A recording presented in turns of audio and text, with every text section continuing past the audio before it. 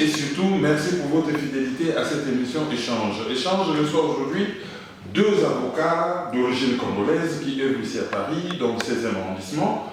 Il s'agit de maître Benjamin Ifeka et de maître Évariste Twendembadi Kapumba. Du cabinet Michael et Benjamin, un cabinet que vous allez découvrir. Nous sommes là principalement pour parler d'un ouvrage que maître Benjamin a écrit, un ouvrage assez simple, hein? Guide initiatique dans la pratique de la profession d'avocat en République démocratique du Congo, un ouvrage qui a été préfacé par maître Koulouba Dibois. Quand il parle de guide initiatique, lorsque j'ai lu l'ouvrage, effectivement c'est un guide initiatique. Et pour les juristes, les non-juristes, facile à lire, clair, avec des explications assez limpides. Pour les juristes qui ont pris un cours de l'organisation de compétences judiciaires, ils comprennent la matière de manière un peu plus facile parce qu'on a affaire à un praticien. Bonjour maître Benjamin. Bonjour monsieur Karoun Maïzou. Bonjour maître Évariste. Bonjour monsieur Karoun.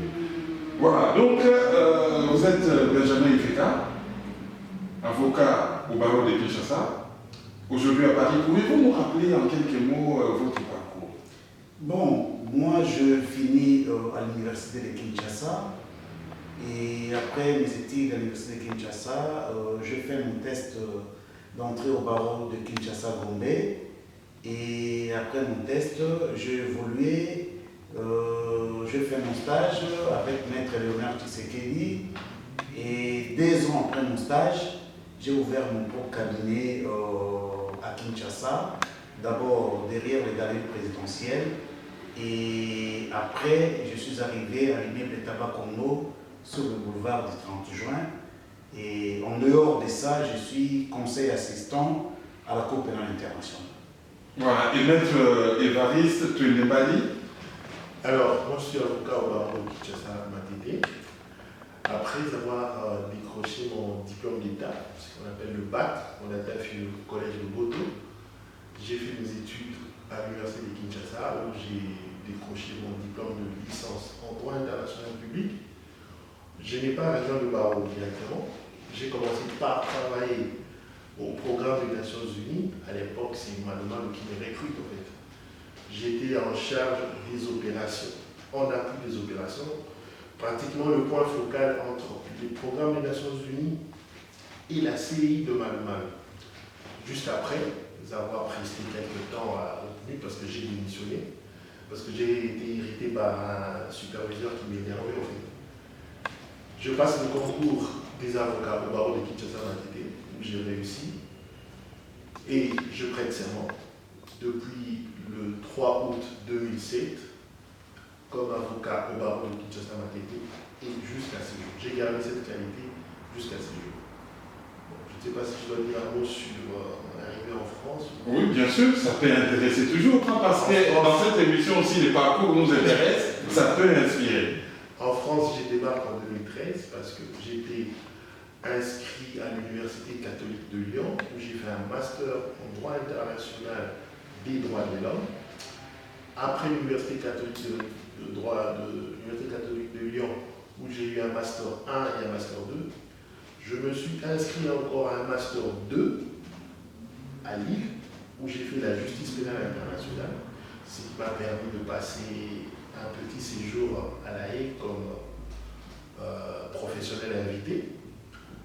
Et de là, j'ai rejoint Paris, où j'ai passé le concours des avocats, et je suis, quelque part, je suis aussi doctorant en droit international pénal, en justice pénale internationale. Avocat au barreau de Paris depuis le 13 février 2019, donc de cette année-ci. Voilà, on s'est croisé avec mon aîné, que je connais depuis Kinshasa, beaucoup plus pour ses compétences en matière de déontologie et de pratique du métier d'avocat.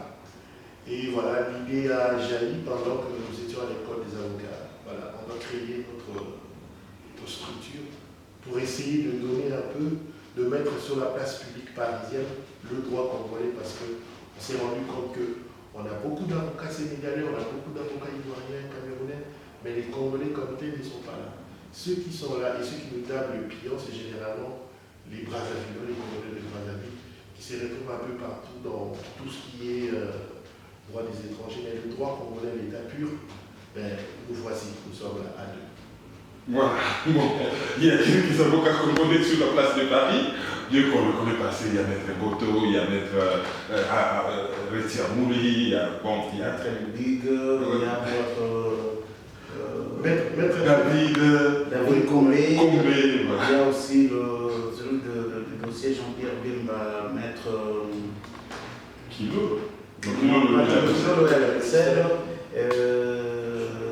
Maître Paul Djoum. Voilà. Donc, ce sont des gens qui nous ont précédés dans la profession ici en France. Et heureusement que vous êtes venus renforcer l'équipe et lever le flambeau des juristes congolais sur la place de Paris. Et vous êtes bien situé dans un beau quartier de Paris, sur le 16e arrondissement. Alors, Maître Évariste Twendie-Mbadi, lui, va beaucoup plus nous parler du cabinet. Et Maître Benjamin Ifeka va nous parler de l'ouvrage. Alors, pour un initié, c'est quelqu'un qui a fait la fac de droit ou quelqu'un qui a travaillé dans le circuit judiciaire, cet ouvrage est important parce que vous avez abordé la matière d'une manière pratique, assez simple. Qu'est-ce qui vous a animé lors de l'écriture de cet ouvrage? Qu'est-ce que vous visiez exactement comme objectif? Au fait, moi, de prime abord, je n'avais pas l'idée d'écrire un livre. Quand j'ai ouvert mon cabinet en 2007, j'ai recruté quelques avocats qui travaillaient avec moi et j'ai commencé à les former parce que j'ai constaté que l'enseignement qu'on donne à l'université, avec ce qui se passe dans la pratique, ce sont des choses diamétralement opposées. Alors j'ai commencé à former les avocats du cabinet en leur disant, avant que vous ne partiez dans les audiences, il faut que moi-même je vous forme pour que vous soyez suffisamment aguerris pour affronter ce monde de la pratique.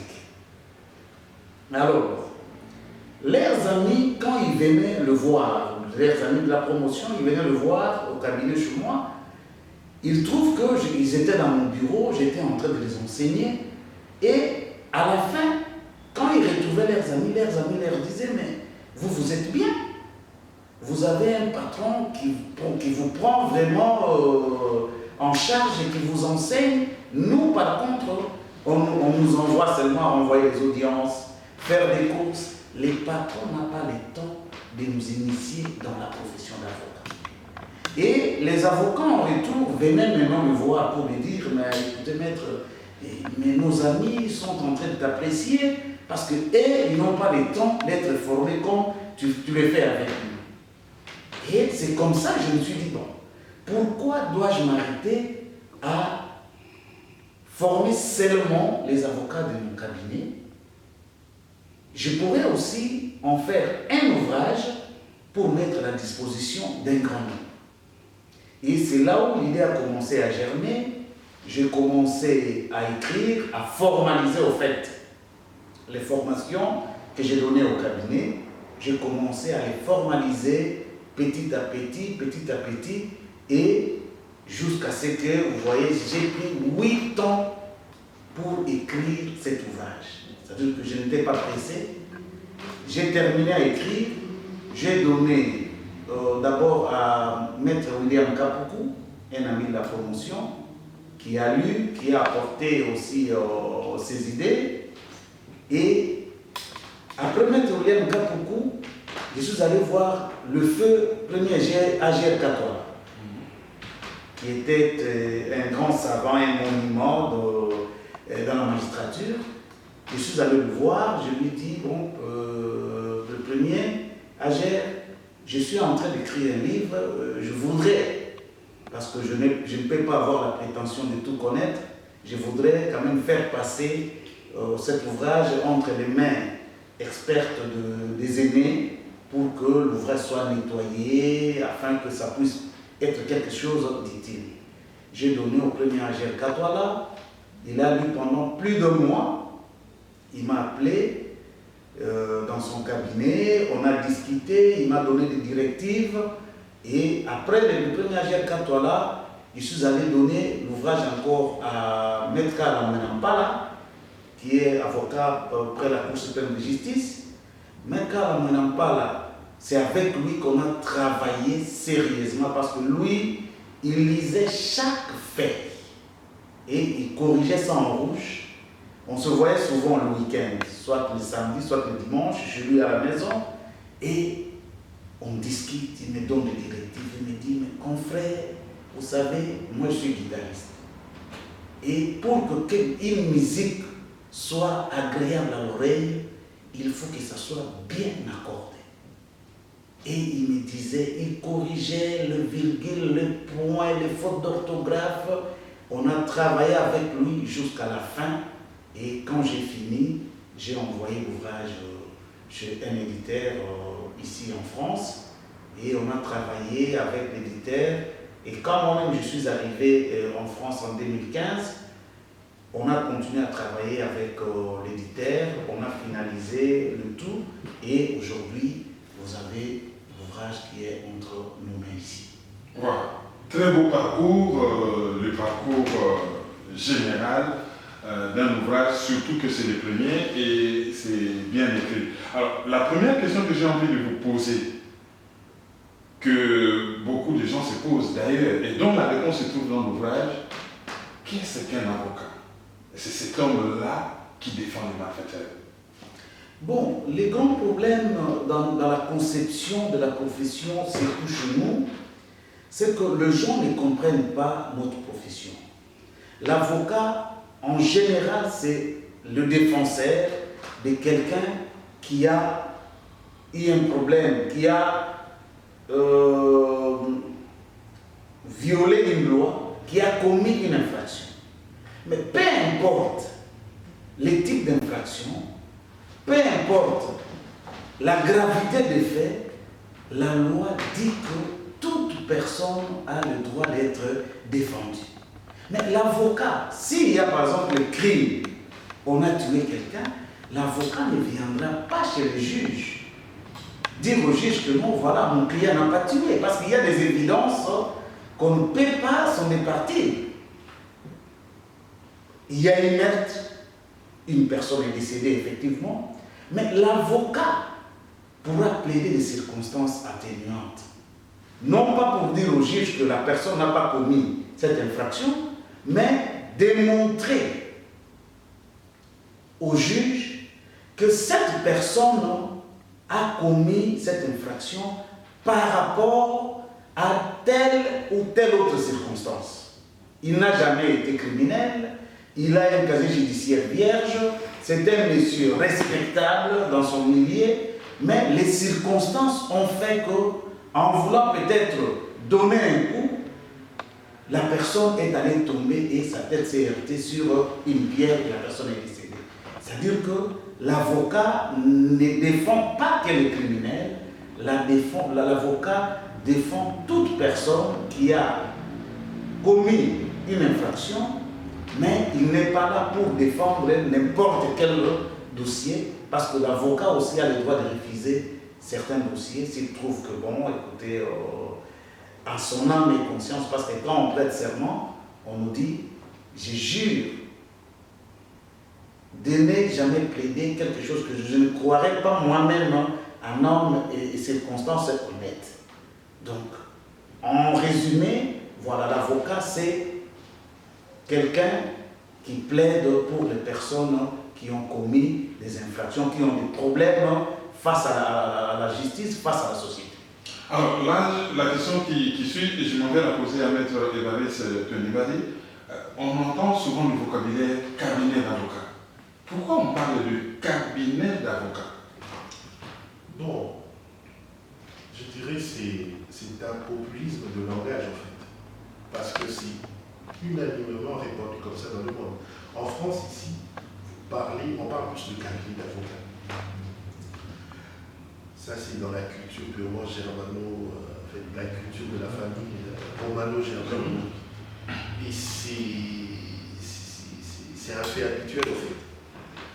Mais dans les pays anglo-saxons, on ne parle même pas de cabinet d'avocats. On parle de société. Et le terme société dans les pays anglo-saxons renvoie clairement à une corporation, c'est-à-dire une société commerciale telle que nous le connaissons en droit français, germano-allemand.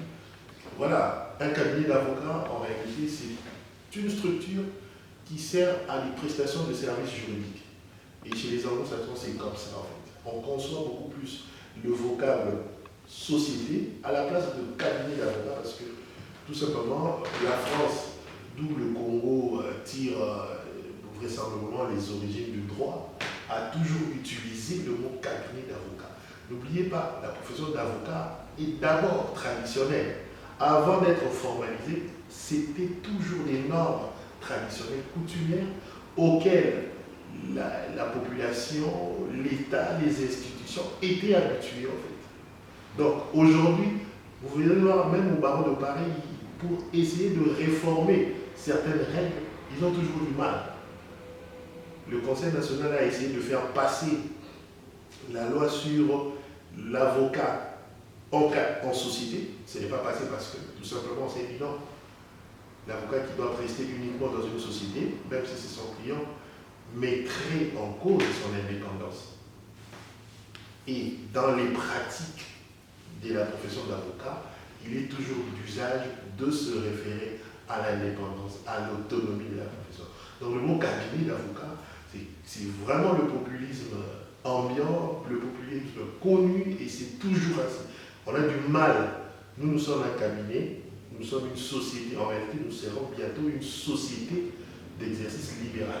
Mais c'est un peu difficile de se départir un peu de ce vocable-là, cabinet. Parce que c'est unanimement répandu, même dans le subconscient. Comment on fait pour devenir avocat en France? Surtout si on est d'origine congolaise. Je veux dire un étranger. Voilà. Extra-Union européenne. Il y a plusieurs possibilités, il y a plusieurs moyens de devenir avocat en France. D'abord, vous pouvez, pour d'abord être français, qu'est-ce que je dis là? Pour devenir avocat en France, il faut être titulaire d'un CAPA. Le CAPA, c'est le certificat d'aptitude à la profession d'avocat, qui est délivré par les écoles d'avocats, près des cours d'appel. Ici à Paris, nous avons l'EFB, qui est la grande école des avocats au niveau de la France, je dirais la première en fait. Alors, pour se retrouver dans une école d'avocats, il faut justement passer deux concours. Il y a ce qu'on appelle le CRFPA, c'est-à-dire le concours régional d'entrée, c'est-à-dire pour accéder à l'école des avocats, vous devez passer un concours. Après avoir obtenu un Master 1 ou Master 2, parce que le niveau de recrutement au niveau des écoles des avocats, c'est Master 1 ou Master 2, ou même Docteur en droit, ça dépend. Parce que si vous voulez que l'on puisse parler de ça, je vous assure, ça va prendre du temps parce que je sais qu'il y a plusieurs exceptions. Mais de façon générale, il y a cette possibilité-là, la possibilité qui est classique, c'est-à-dire être détenteur d'un Master 1 ou d'un Master 2, accéder à travers la réussite à un concours à l'école des avocats. Pendant votre cursus à l'école des avocats, vous suivez une formation pratiquement de 15 ou de 16 ou 18 mois. Il y a une partie théorique et il y a une partie pratique, c'est-à-dire vous passez des stages dans les cabinets d'avocats et dans les juridictions, c'est-à-dire les administrations des juridictions françaises. À l'issue justement de ces cursus-là, vous devez passer un concours de sortie. En fait, il y a deux concours. Il y a un concours d'entrée et puis il y a un concours de sortie. C'est le concours de sortie qui est sanctionné par le CAPA. Et c'est pas facile, parce qu'on passe devant un jury d'un avocat, d'un magistrat, d'un professeur de l'université. Ouais, ça, c'est pas évident. Ça, c'est le béaba, en fait. Oui. Mais il y a d'autres possibilités. Surtout si, je vais paraphraser Maître Variste, si on est avocat qui vient d'un autre pays, comme nous autres, la première chose c'est que il faut avoir exercé dans votre pays pendant plus de 10 ans. comme avocat.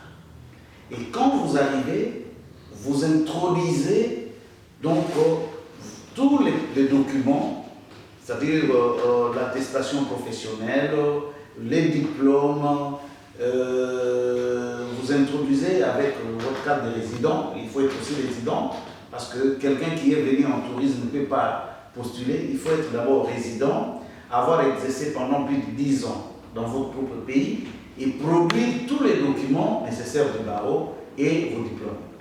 Vous introduisez maintenant le dossier au niveau du Conseil national de barreau français, le CNB, et c'est le CNB qui prend une décision au vu des éléments que vous avez produits. Le CNB prend la décision pour dire vous pouvez exercer en France, mais à condition de passer le test de l'article 100. Et l'article 100, c'est un test qu'on fait passer aux avocats étrangers qui concerne la procédure pénale, la procédure civile, la rédaction des conclusions et la déontologie des avocats. Donc vous avez quatre matières à travailler, et quand vous réussissez à ces 4 matières-là, la moyenne c'est avoir 10 sur 20. Si vous avez 10 sur 20, vous réussissez à cette épreuve-là, c'est à partir de là maintenant que vous allez faire des démarches pour accéder, donc prêter serment et commencer à exercer en France. Et les 4 matières dont vous parlez sont largement documentées dans cet ouvrage. Bon, ici, l'ouvrage ne concerne que le droit congolais. Oui, bien sûr. Ici, parce que bon... Non, les 4 matières dont je parle, oui. Lorsqu'on lit l'ouvrage en filigrane, et si on les transpose au Congo, on voit vraiment qu'il y a la rédaction... La rédaction, c'est-à-dire que les conclusions... Oui, j'ai pris la procédure d'une manière pratique. La procédure pénale, ça se déroule comment?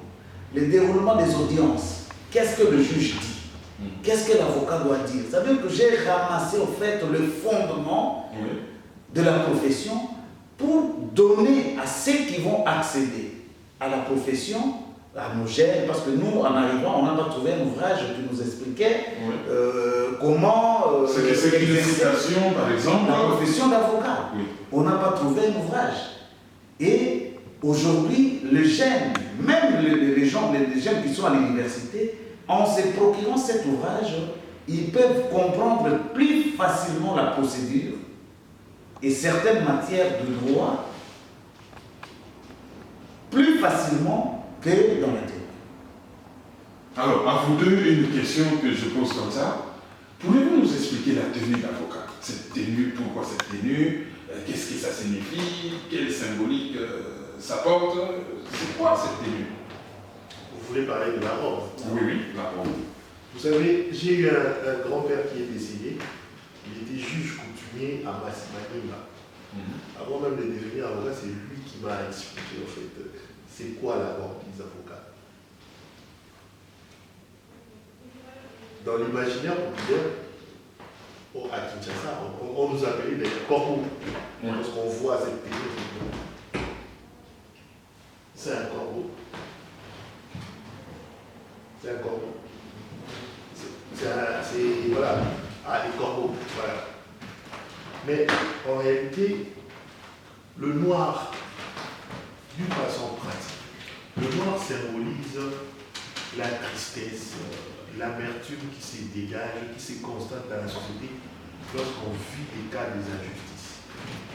Lorsque vous voyez des veuves qui sont jetées dans la rue après le décès de leur époux, lorsque vous voyez des enfants déshérités, donc dépossédés du patrimoine que leur a laissé leur papa, la société est triste, la société s'angoisse, et du coup, il y a le noir qui symbolise tout ça. En fait, c'est toute l'injustice qu'il y a dans le noir. Et la vérité, elle est justement dans le rabat. La vérité, elle est toujours petite. Elle n'a pas besoin d'un grand éclat pour s'affirmer, mais elle est toujours petite. Et c'est l'art même de la noblesse. Pour la percevoir, il faut avoir une finesse. Donc voilà, grosso modo. Bon, je ne veux pas vous parler des épitoges, parce qu'ici encore, il y a plusieurs spécificités, mais retenez d'une façon simple, les avocats portent cette robe depuis. Pourquoi? Parce que le noir symbolise l'injustice, le rabat blanc symbolise la vérité que justement porte l'avocat à travers sa parole. Voilà. Donc l'avocat porte la vérité à travers sa parole. Quelqu'un qui vient chez un avocat, il a besoin d'être défendu. Qu'est-ce qui se passe lorsque les clients arrivent? Vous voyez un justifiable qu'il faut défendre ou un client qui vous ramène des revenus? Non, mais la profession, d'abord dans la déontologie des avocats, on nous dit toujours que notre profession, on ne le fait pas pour l'argent d'abord. On ne fait pas la profession pour l'argent. D'abord, il faut, pour devenir avocat, il faut avoir ce goût-là de défendre les personnes vulnérables, pas pour l'argent. C'est-à-dire que quand un client vient nous voir, on ne voit pas d'abord l'aspect argent, on voit d'abord les faits qu'il nous présente. Et je vais vous dire, par exemple, à Kinshasa, moi j'ai eu à plaider des dossiers sans demander de l'argent. Tout simplement parce que je hais l'injustice. Et quand je trouve que la personne qui est venue me consulter, on lui cause du tort pour rien, et qu'il n'a pas les moyens de se défendre, j'ai eu à traiter des dossiers sans demander de l'argent. Par compassion, j'ai dit, mais non, ce n'est pas sérieux que quelqu'un qui a des droits sur un bien, par exemple, et on vient de déposséder par ses oncles, par ses tantes, mais parce que son père est décédé, et lui n'a pas d'argent pour payer l'avocat. Alors, devant de telles injustices, l'avocat exerce sa profession comme sacerdoce. Et c'est la raison pour laquelle tu vois, il y a au sein de chaque conseil de l'ordre, il y a un bureau de consultation gratuite. Et ce bureau-là a pour mission d'aider les personnes qui n'ont pas assez de moyens. Et c'est comme ici, on appelle ça le l'aide juridictionnelle et tout. C'est-à-dire qu'on désigne les avocats pour aider les personnes qui n'ont pas la possibilité de se procurer un avocat pour leur défense. Donc, quand un client vient au cabinet, ce n'est pas d'abord l'aspect argent, c'est d'abord l'aspect humain. Vous entendez ce que vient vous dire la personne et vous voyez dans quelle mesure l'aider pour qu'il recouvre ses droits qui ont été bafoués. Quel genre de rapport entretenez-vous d'une part avec vos clients et de l'autre part avec l'appareil judiciaire? Je pense au juge, au procureur. Le rapport entre les avocats et leurs clients est d'abord fondé sur la confiance. C'est-à-dire que l'avocat qui reçoit un client s'entretient avec son client, il l'écoute et voit dans quelle mesure il peut l'aider à résoudre son problème.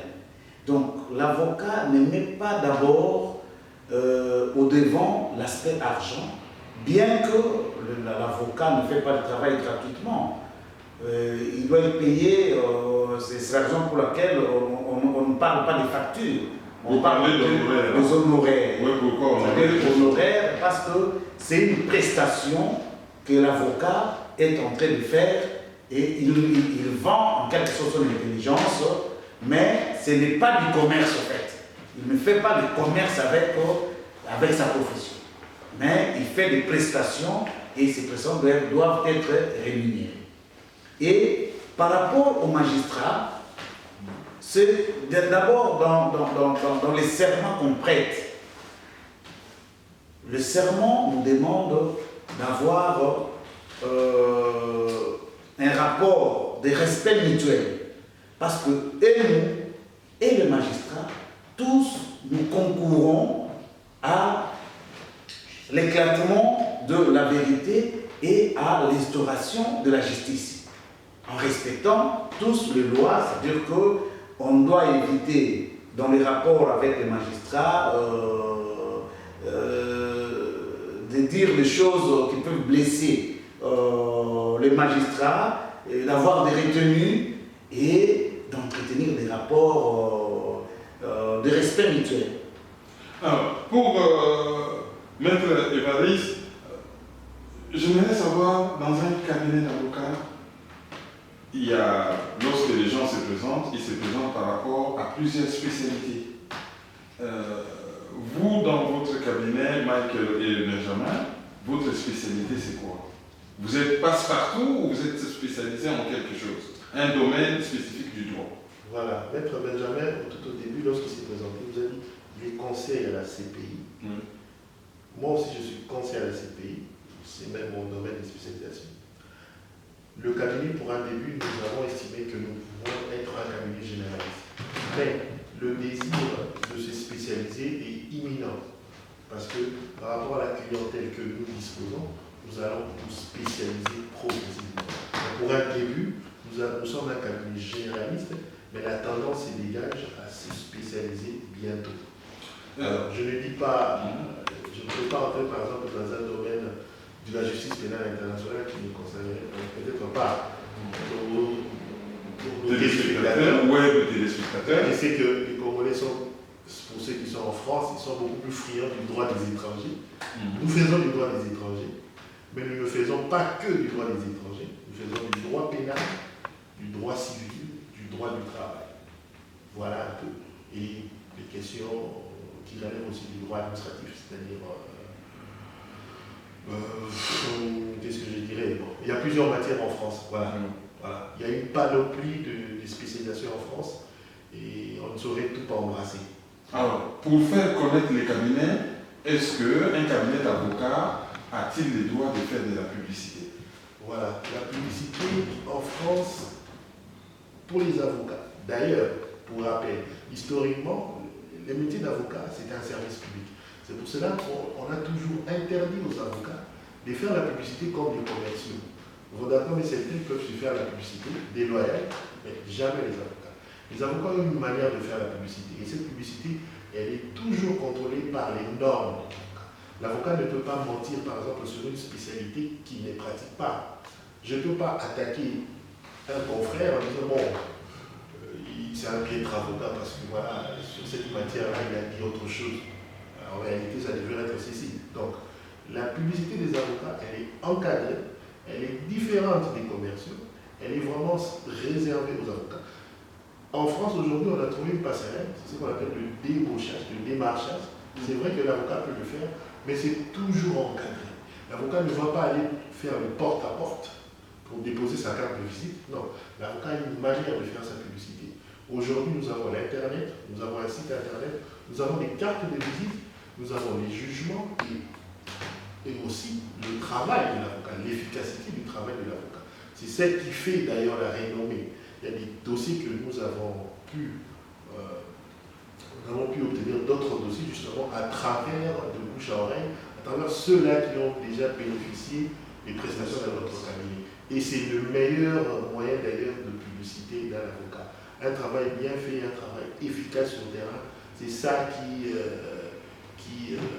fait éclore même la renommée de l'avocat et qui lui permet justement de se stabiliser dans sa fonction, d'avoir une confiance en lui-même et de pouvoir prospérer bien sûr dans sa profession.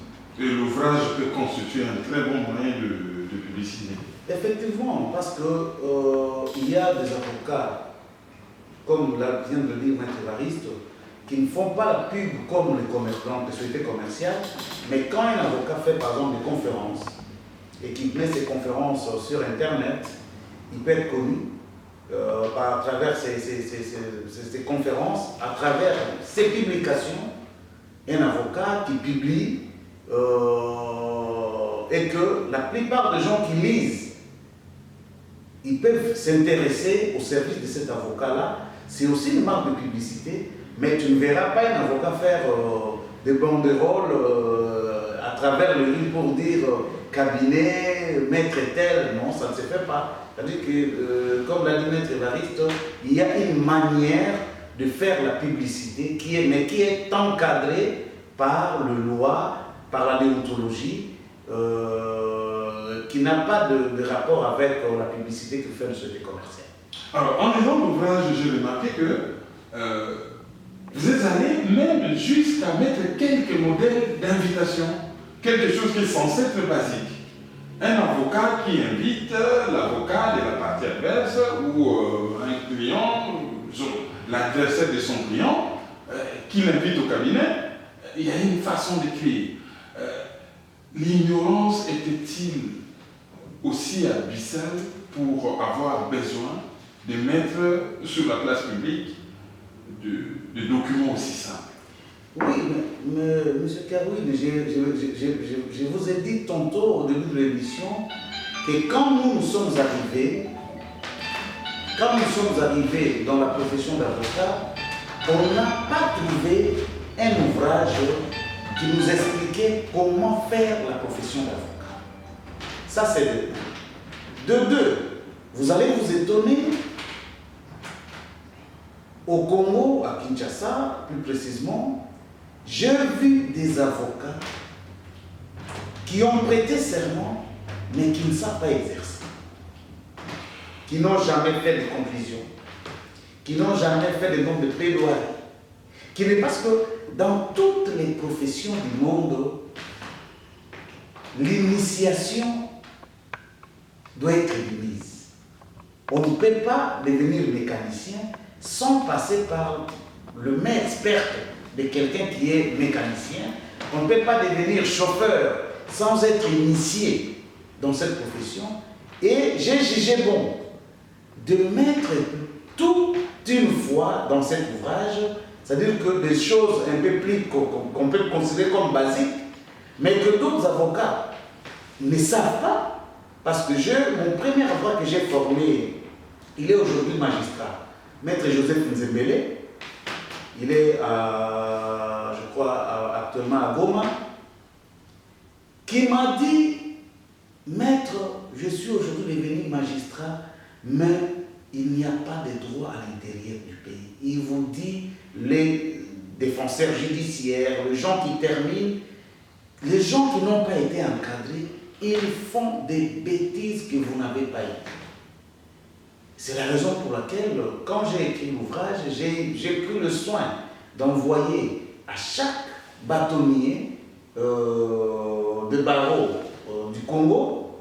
Je pense qu'il restait peut-être 3 barreaux que je n'avais pas encore envoyés. J'ai envoyé aux bâtonniers en l'air écrivant, en l'air disant, dites à vos avocats, stagiaires surtout, de se procurer l'ouvrage parce que le bénéfice qu'ils vont tirer de cet ouvrage va aller au-delà de leur entente. Voilà. Alors, avant de chuter, d'aller vers la fin de l'émission, je m'en vais vous poser une série de petites questions, juste pour éclaircir certaines choses. Vous parlez des défenseurs judiciaires, vous parlez d'avocats. Un défenseur judiciaire, c'est qui? Un avocat, c'est qui? Un défenseur judiciaire, c'est quelqu'un qui s'est arrêté au cycle des graduats.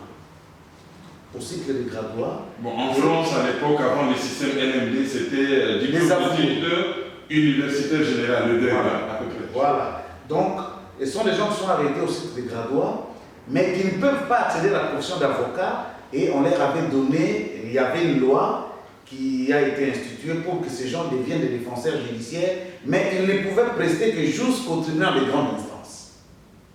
Tandis que les avocats, c'était des licenciés en droit qui avaient passé leur concours dans un barreau et ils pouvaient exercer auprès des cours d'appel de toute la République.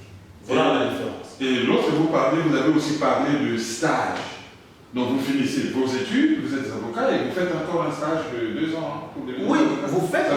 vous faites les stages, c'est-à-dire que quand vous voulez accéder à la profession d'avocat, vous faites d'abord un test d'entrée à la que le barreau organise. Quand vous réussissez à ces tests, et souvent vous devez avoir un avocat encadré, c'est un patron de stage qui doit signer votre fiche de stage. Et c'est lui qui va vous encadrer pendant les 2 ans. Il est censé vous montrer le b.a.-ba de la profession.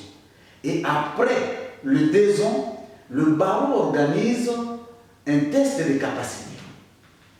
Et quand vous recevez ce test de capacité, vous renouvelez maintenant le serment pour être inscrit au tableau et devenir avocat. D'ailleurs, je vous informe que j'ai lu dernièrement au barreau de Bakomo, on a radié 31 avocats, je crois, pour inaptitude professionnelle. Pourquoi? Parce qu'ils ont été admis comme avocats stagiaires, mais ils n'ont pas réussi au test de capacité pour être inscrits au tableau. Et on le fait 2 fois. C'est-à-dire quand vous ne réussissez pas la première fois, vous devez revenir à la deuxième session. Et les gens qui ont épuisé leur session, alors la loi dit que vous êtes incapable ou inapte de devenir avocat et on vous dit bon, allez faire autre chose dans la vie que devenir avocat. Avant de poser une question à Maître Évariste Twendi Badi, je vais vous poser aussi la question. Vous avez parlé de conclusion. C'est quoi une conclusion? Les conclusions, ce sont les arguments qu'une partie oppose à l'autre partie. Par exemple, la partie A vous a accusé de tel fait, et l'avocat qui va défendre la partie B va prendre des arguments pour renverser, au fait, les arguments ou les accusations de l'autre partie, et c'est en matière civile. Et vous avez également, c'est un mot qu'on entend souvent, plaidoirie. Plaidoirie, c'est quoi? Donc la plaidoirie, c'est lorsque les 2 parties se retrouvent devant le juge. Et chacun doit argumenter maintenant par rapport aux faits qui se présentent pour dire au juge, voilà, nous avons raison par rapport à telle loi, par rapport à telle doctrine, par rapport à telle jurisprudence, et c'est l'échange qu'il y a devant les tribunaux. C'est ce qu'on appelle plaidoirie, et à la fin, quand le tribunal prend l'affaire en délibéré, tout ce que vous aviez dit devant les tribunaux, vous allez les coucher maintenant, on appelle ça le nom de plaidoirie, ça veut dire que vous reprenez les arguments que vous aviez donnés devant le juge pour permettre au juge maintenant de vous départager la partie qui est accusée, la partie qui s'est défendue. J'ai entendu Férégola chanter plaidoirie pro domo. Ça veut dire quoi, pro domo? Bon, nous sommes prodéo, c'est-à-dire que vous plaidez sans être payé. Bon, pro domo, c'est un terme, je ne sais pas si c'est latin, mais personnellement, je ne sais pas parler de ça. C'est pas un terme, c'est un terme latin, mais qui n'est pas. Pro domo, c'est pour la maison. Domo, donc la maison de domicile. C'est-à-dire, ben, peut-être qu'il a étudié dans un autre contexte, parce que dans le contexte du droit, ça ne cadre pas. Voilà. Je voulais répondre. Non, la chanson s'appelle jugement en fait. Jugement, voilà. Plaidoirie pour. La plaidoirie, c'est le développement oral des conclusions. Voilà, en fait. Tout ce que l'avocat reprend dans ses conclusions, il fait un développement oral devant le juge. En fait, c'est un peu la sauce qu'on ajoute, en fait. On épice un peu avec la parole, justement, parce qu'à la base, l'avocat, c'est l'oralité. Et il devait convaincre, il devait emporter la conviction du juge en maîtrisant la rhétorique, en plaidant. Parce que le juge est aussi captivé par la parole. Voilà. Est-ce qu'un cabinet d'avocats est-il rentable? Un cabinet d'avocats rentable ici en France? Oui, en France, par exemple. Le cabinet d'avocats est toujours rentable. Le cabinet, c'est vrai, dans ses débuts, il peut sembler être un peu difficile, voilà, du point de vue de la rentabilité, mais le cabinet est toujours rentable. Et d'ailleurs, les avocats, les grands avocats, toujours, il faut toujours être patient. Maître Mouimi disait à mon cher aîné, il faut toujours être patient. Moi, mon maître de stage à Kinshasa, maître de doctrine, il faut toujours être patient. Et ça récompense. Un avocat ne meurt pas pauvre. Il peut là faire le 100 pas, il peut faire la manche un jour, mais croyez-moi, il peut mourir un jour millionnaire. D'autant plus que c'est une profession vraiment noble. Moi, je vais ajouter que la réussite dans la profession d'avocat est fonction d'abord de l'amour de ce que l'on fait, de la patience et de la persévérance. Parce que on ne peut pas commencer à construire une maison en 4 jours, même si on est millionnaire. On ne peut pas construire un bâtiment en 4 jours. C'est-à-dire que ça prend du temps et c'est en fonction de la connaissance et des résultats que vous avez lors du traitement des dossiers que vous constituez votre clientèle petit à petit et quand au bout de quelques années et tout, vous allez sentir qu'il y a la stabilité parce que vous avez des dossiers et des fois vous n'avez même pas le temps de traiter les dossiers. Des fois on quitte ici avec Maître Évariste à 23h. Mais quand vous dites à quelqu'un, on est encore au cabinet, il vous dit, mais écoutez, qu'est-ce que vous faites là? Jusqu'à 7h, vous êtes encore au cabinet, je dis, mais on travaille. C'est-à-dire qu'il faut travailler, être patient, persévérant et surtout aimer ce que l'on fait. Parce qu'on ne peut pas venir à la fonction d'avocat parce qu'on n'a pas trouvé un travail ailleurs. Il faut que ça soit une passion pour vous. Voilà. Voilà. Pour Maître Évariste, vous êtes combien dans le cabinet et peut-on connaître tous les avocats que vous avez, les titulaires, les stagiaires? Pour l'instant, nous sommes à 2 avec mon ami Maître Benjamin. Bien sûr, nous allons nous agrandir et dans un avenir assez proche d'ailleurs. Mais pour l'instant, nous sommes à 2. Maître Benjamin et moi, nous prestons. Nous avons aussi Maître Toussaint qui nous aide avec ses connaissances. Toussaint qui? Mundelengolo. Toussaint Mundelengolo. Qui va passer son concours bientôt. Et puis il va nous rejoindre si tout va bien. Il est déjà avec nous. Ouais. Il est dans le bon. Il est déjà dans le bon. Il est sur les pages. Voilà. Une adresse internet pour entrer en contact ou un numéro de téléphone?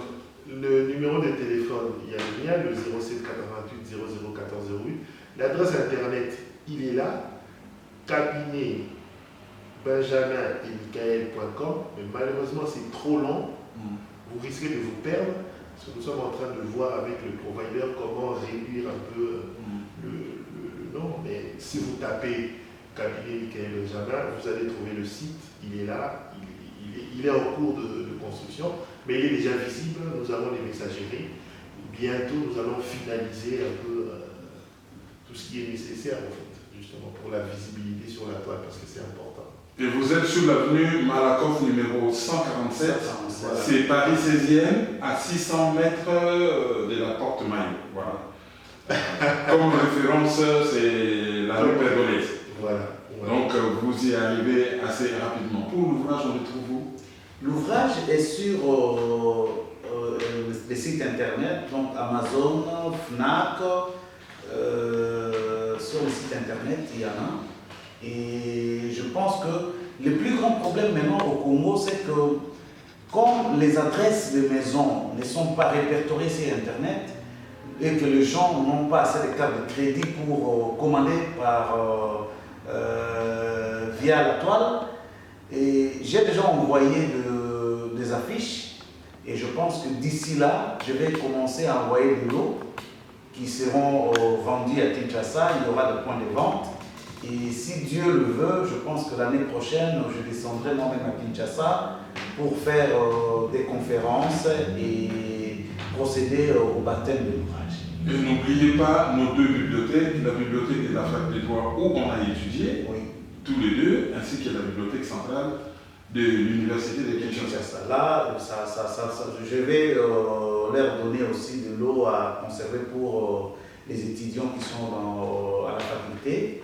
Et puis, voilà notre petite contribution à la profession d'avocat et au droit que nous avons fait à l'université que nous aimons beaucoup. Voilà. C'était 2 avocats, Maître Benjamin Ifeka et Maître Évariste Twendi Wow. Kapumba. Voilà, Évariste, qui nous ont reçus dans leur cabinet dans le 16e. Lisez cet ouvrage, c'est très pratique, c'est simple à lire, vous y comprenez beaucoup de choses et ça vous donnera envie d'envoyer vos enfants faire le droit. C'était l'émission Échange, présentée par Kerwin Maizo, réalisée par Congo Lulendo. Échange, une émission de maizo.com. Comme on dit, écoutez, suivez, partagez et commentez. Au revoir.